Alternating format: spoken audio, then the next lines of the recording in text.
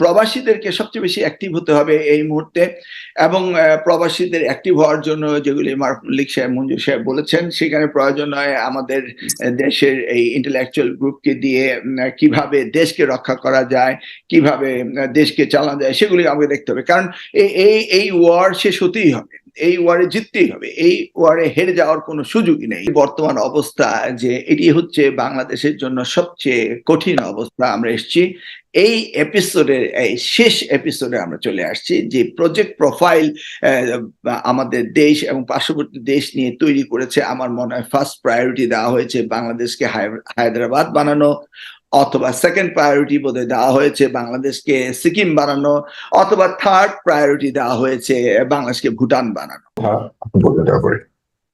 একটু আনমিউট করে বলবেন প্লিজ।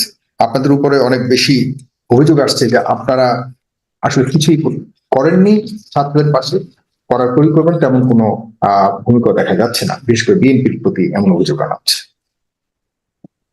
হ্যাঁ, এটা উড়িয়ে দেওয়ার বিষয় ঠিক না, কারণ আমরা মেইন অপোজিশন পার্টি, এতদিন ধরে আওয়ামী লীগ ক্ষমতায় রয়েছে, আমরা স্ট্র্যাটেজিক্যালি কি করেছি সেগুলি মানুষ হিসাব নিকাশ করছে, এটা সত্য। স্পেশালি মারুফ মল্লিক সাহেব যে আমাদের এই আজকের অবস্থায় যে ইন্টারন্যাশনাল ফরেন পলিসি এবং আমাদের অ্যাক্টিভিস্টদের নিয়ে যে আলোচনা করলেন, সেটা উড়িয়ে দেওয়ার বিষয় নয়। আসলে গ্রাউন্ড ওয়ার্কে আমাদের ইন্টারন্যাশনাল কমিটিগুলো, জার্মান বলুন আর নিউ ইয়র্ক বলুন, প্রত্যেকটি দেশে আমাদের প্রচুর সংখ্যক অ্যাক্টিভিস্ট রয়েছে, এটা আমাদের রয়েছে। কিন্তু উনি যে সেক্টরে যাচ্ছেন সেটা ইন্টালেকচুয়ালি ডেভেলপড অ্যাক্টিভিস্ট আমাদের আছে কিনা, গ্রাউন্ড লেভেলে রয়েছে, কিন্তু ইন্টালেকচুয়ালি আমাদের এই যে বিএনপি অ্যাক্টিভিস্টরা এই লবি করবে, সেই ক্ষেত্রে আমাদের লোকজনের অনেকটা অভাব রয়েছে বলে আমরা দেখছি। কারণ আমাদের যারা অ্যাক্টিভিস্ট রয়েছে তারা এখানে চাচ্ছে বিএনপি সেন্ট্রাল কমিটির মেম্বার হওয়া, বা আমি যেমন এই দেশ থেকে গিয়ে বাংলাদেশে এমপি হয়েছি, মন্ত্রী হয়েছি, তারা সেই ধরনের নমিনেশন আশা করে।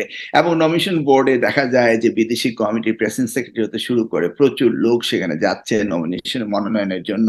এই জায়গায় আমরা বেশ অ্যাক্টিভ, বাট আমরা যে ইন্টেলেকচুয়ালি ডেভেলপ করব এবং এই মুহূর্তে আমরা বিদেশটাকেই সবচেয়ে বেশি প্রাধান্য দেব, এবং এখান থেকে আমার আন্দোলন আরো ত্বরান্বিত করতে হবে এবং সম্পৃক্ততা বাড়াতে হবে। কারণ আমরা দুবাইয়ের আন্দোলন দেখেছি ইউনাইটেড নেশনসে, আমরা প্রত্যেকে পেনামারটা দেখেছি, বা মার্কোসের সে ফিলিপিনারটা দেখেছি। এই ধরনের আন্দোলনগুলি যে এইভাবে ত্বরান্বিত হয়, জোরে সোরে হয়, সেই ধরনের জোরে সোরে হওয়ার মতো অবস্থা আমাদের আছে। কারণ ইট ইজ নট 1971 যে হ্যারিসনের কনসার্ট হবে সেন্ট্রাল পার্ক সাউথে, এবং সেটা মিডিয়াতে যাবে কত পরে, মানুষকে মানে জনগণের সাথে সম্পৃক্ত করবে, বিদেশিদেরকে ইউনাইটেড স্টেটসে, সেই দিন কিন্তু এখন নেই। এখন মিডিয়ার জগৎ, এখন আমরা কাজ করলে তড়িৎ গতিতে এটা বাংলাদেশ পৌঁছে যায় এবং আমরা মোর অ্যাক্টিভ হতে পারি, এবং আমাদের দরকার রয়েছে। এই বিষয়টি উনি যে আলোচনা করেছেন এটাকে উড়িয়ে দেওয়া যায় না, এবং এইগুলি আমাদের ভাববার বিষয় রয়েছে।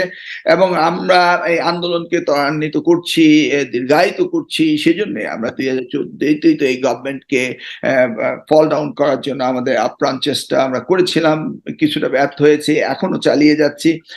সেই সমালোচনা আমাদের সহ্য করতে হবে, এবং আজকে দেশ যে অবস্থায় এসছে সেই অবস্থা উত্তরণের জন্য আমাদের ভূমিকা আরো কঠিন হওয়া উচিত ছিল, কিন্তু আমরা হয়েছিলাম, কিন্তু আমরা পারিনি। 28শে অক্টোবরের ঘটনা আপনারা জানেন কিভাবে তারা আমাদেরকে নিয়ন্ত্রণ করেছে। আমি যদি মনে করি বর্তমান অবস্থা যে এটি হচ্ছে বাংলাদেশের জন্য সবচেয়ে কঠিন অবস্থা, আমরা এসেছি এই এপিসোডের, এই শেষ এপিসোডে আমরা চলে আসছি, যে প্রজেক্ট প্রোফাইল আমাদের দেশ এবং পার্শ্ববর্তী দেশ নিয়ে তৈরি করেছে। আমার মনে হয় ফার্স্ট প্রায়োরিটি দেওয়া হয়েছে বাংলাদেশকে হায়দ্রাবাদ বানানো, অথবা সেকেন্ড প্রায়োরিটি বোধহয় দেওয়া হয়েছে বাংলাদেশকে সিকিম বানানো, অথবা থার্ড প্রায়োরিটি দেওয়া হয়েছে বাংলাদেশকে ভুটান বানানো।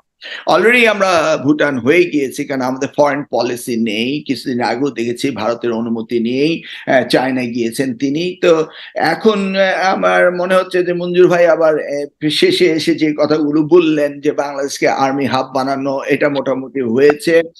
এবং পিস কিপিং কোরের কথা বললেন, পিস কিপিং কোর বিষয়ে বাংলাদেশ সেনাবাহিনী আমার মনে হয় না এতটা উদ্বিগ্ন আছেন, কারণ যে ঘটনা, যে জেনোসাইড ঘটেছে, অর্থাৎ পুলিশের সহযোগিতা ছাত্র ছাত্রলীগ যতজন না মেরেছে তার চেয়ে বেশি মারা যাচ্ছে কারফিউ দেওয়ার পরে, আর্মি বেরিয়ে আসার পরে। আমার স্পষ্ট মনে আছে 2018 সালে এই নির্বাচনের প্রাক্কালে আমাকে কারাগারে নেওয়া হয়েছিল। সেই সময় আমি দেখেছি যে আর্মি ডিপ্লয় হওয়ার পরে আমরা এলাকায় ক্যান্ডিডেট ইলেকশন করতে যেতে পারবে এই আশায় নিয়ে সকলে বসেছিল, কিন্তু আর্মি ডিপ্লয় হওয়ার পরে আর্মি কভারেজে পুলিশ ক্যান্ডিডেটকে পর্যন্ত ধরে জেলে নিয়ে এসছে। এগুলি প্রত্যক্ষ সাক্ষী আমি নিজেও ছিলাম। তো সেই ক্ষেত্রে আর্মি বেরোনোর পরেই দেখা যাচ্ছে আমাদের হত্যা, গুম এবং লাশ গুম বেশি হচ্ছে। তাহলে এই যে জেনোসাইড হচ্ছে, এগুলি আমাদের peace keeping corps United Nations recognise, তারা অলরেডি কথা বলা শুরু করে দিয়েছে, তারা বসে নেই।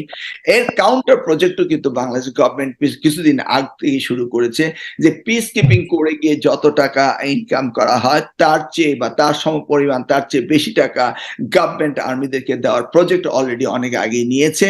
এবং এই টাকাগুলো ব্যাংকের লোন হিসেবে, আর্মি ব্যাংকের লোন হিসেবে তাদেরকে দেওয়া হবে। পরবর্তীকালে আনকালেক্টেবল ব্যাড অ্যাকাউন্ট হিসেবে রাইট অফ করে নিবে, যেভাবে এস আলমের 3,500 কোটি টাকা ট্যাক্স রাইট অফ করে নিয়েছে। এই প্রসেসগুলো কিন্তু গভর্নমেন্ট আগে থেকে নিয়েছে। অর্থাৎ পিস কিপিং কোড থেকে বাদ পড়লে তেমন একটা কিছু হবে বলে তারা চিন্তা করে না। সেই জন্যই আর্মির কাভারেজে আজকে এই জেনোসাইড চলছে। তো আমি যা মনে করছি যে সরকার সবকিছুই সমন্তাল ভাবে তারা তাদের সুবিধাভোগী গ্রুপ তৈরি করে তারা কাজ এগিয়ে নিয়ে যাচ্ছেন। তবে তাদের ভিতরে সবচেয়ে ভয় যে গ্রাউন্ড লেভেলে যে সমস্ত ওয়ার্কার আওয়ামী লীগের রয়ে গেছে, কন্ট্রিবিউটর অথবা তাদের পলিটিশিয়ান রয়েছে, তারা এই স্কেপ রোড না পাওয়ার কারণে তারা সকলেই এখন এই শেখ হাসিনার সাথে রয়েছে। তো আমাদের প্রবাসীদেরকে সবচেয়ে বেশি অ্যাক্টিভ হতে হবে এই মুহূর্তে, এবং প্রবাসীদের অ্যাক্টিভ হওয়ার জন্য যেগুলি মারুফ সাহেব, মঞ্জুর সাহেব বলেছেন, সেখানে প্রয়োজন হয় আমাদের দেশের এই ইন্টেলেকচুয়াল গ্রুপকে দিয়ে কিভাবে দেশকে রক্ষা করা যায়, কিভাবে দেশকে চালানো যায়, সেগুলি আমাকে দেখতে হবে। কারণ এই ওয়ার শেষ হতেই হবে, এই ওয়ারে জিততেই হবে, এই ওয়ারে হেরে যাওয়ার কোনো সুযোগই নেই, কারণ this is a completely civil war. আর এই মিডিয়া তারা যেভাবে বন্ধ করেছে সেটা করবেই, সেটা তারা সহজে ছাড়বে না, কারণ মিডিয়া কিন্তু চলছে, অর্থাৎ ইন্টারনেটে তাদের ব্যাংকিং ফ্যাসিলিটিস, এয়ারলাইন্স ফ্যাসিলিটিস এইভাবে তারা নিয়ন্ত্রিত চলছে, পাবলিকলি তারা কিন্তু দিচ্ছে না। যারা কল করতে চাচ্ছে তারা ভিপিএন দিয়ে কল করছে, বাট কোনো টেক্সট পাঠাতে পারছে না, কোনো ভিডিও পাঠাতে পারছে না। অতএব গভর্নমেন্ট কিন্তু খুব খুব সিরিয়াসলি তারা প্ল্যান ডিজাইন অনুযায়ী তারা করছে। এবং এই মুহূর্তে তারা লাস্ট এপিসোড আমি এই জন্যই বললাম যে, যেটা মঞ্জুর ভাইও বললেন, যে আর্মি হাব তৈরি করে তারা ইন্টারভেইন করা, অর্থাৎ তাদের ট্রেন এখান থেকে যাওয়া চিটাগাং পোর্ট, মংলা, প্লাস তাদের সেভেন সিস্টার্স যাওয়া, এবং এগুলি প্রোটেকশনের উসিলায় তারা এখানে জায়গায় জায়গায় ক্যাম্প করা, মানে দিস ইজ অলরেডি ডান। এই মুহূর্তে জনগণ সোচ্চার হয়েছে, এবং সোচ্চার হওয়ার কারণেই আমার মনে হচ্ছে যে তারা পারবে না। এবং আই বিলিভ যে বাংলাদেশের মানুষকে দাবিয়ে রাখা যাবে না, ছাত্র আন্দোলন চালিয়ে যাচ্ছে, সেই সাথে আমি জনগণের সম্পৃক্ততা এবং সারা দেশবাসী এগিয়ে আসবে, এবং ফাইন্যান্সিয়াল যে চাকা সেটা ঘুরানো বন্ধ হয়ে যাচ্ছে, কারণ প্রবাসী বিএনপিরও এই পর্যায়ে আপনি চূড়ান্ত চাওয়া কি বলে মনে করেন? চূড়ান্ত চাওয়া, এই আন্দোলন চলতে হবে, বেঁচে থাকার আন্দোলন, এটা আমাদের বাংলাদেশের অস্তিত্বের আন্দোলন, এটা আমাদের শেষ লড়াই আন্দোলন। এবং এই আন্দোলনে যে বীজ আমাদের তরুণ ছাত্ররা বপন করেছে, সেই বৃক্ষ ক্রমান্বয়ে বড় হতে থাকবে, এই বৃক্ষের ছায়াতলে জনগণ আসতে থাকবে, এবং এটা তাদের পতন হতেই হবে, এবং হবে, এটা জাস্ট সময়ের ব্যাপার। তার মানে বিএনপির চাওয়া চূড়ান্ত, সরকার সেটার দিকে আপনারা বলছেন। আপনারা কি স্পেসিফিকলি বিএনপি বলে আপনি জাতিকে বিভাজিত করবেন না। This is the demand of the whole nations. আপাতত আমি বিএনপির কথা জানতে চাচ্ছি, মানে বিএনপি আপনি কি চাচ্ছেন? বিএনপি একটি দেশের যদি 10টা অঙ্গ থেকে থাকে, বিএনপি তারই। আপনার দেহেতে যেমন চোখ আছে, হাত আছে, মুখ আছে, ঠিক BNP is a part of the country. এবং বিএনপি সহ প্রত্যেকটি দেশপ্রেমিক জনগণকে এতে সম্পৃক্ত হতে হবে, এবং এটি হচ্ছে আমাদের দ্বিতীয় মুক্তিযুদ্ধ। আপনি দেখুন আমাদের দেশে ন্যায় বিচার নেই, এই বৈষম্যের বিরুদ্ধে ছাত্র আন্দোলন করেছে। বৈষম্য করে সিভিল হতে শুরু করে প্রত্যেকটি প্রশাসনিক ক্ষেত্রে আওয়ামী লীগ বিগত সময়গুলিতে তাদের নিজস্ব পেটুয়া বাহিনীকে সেখানে প্রতিষ্ঠিত করেছে বলেই আজকে কথার আগে তারা বুলেট ছুটছে।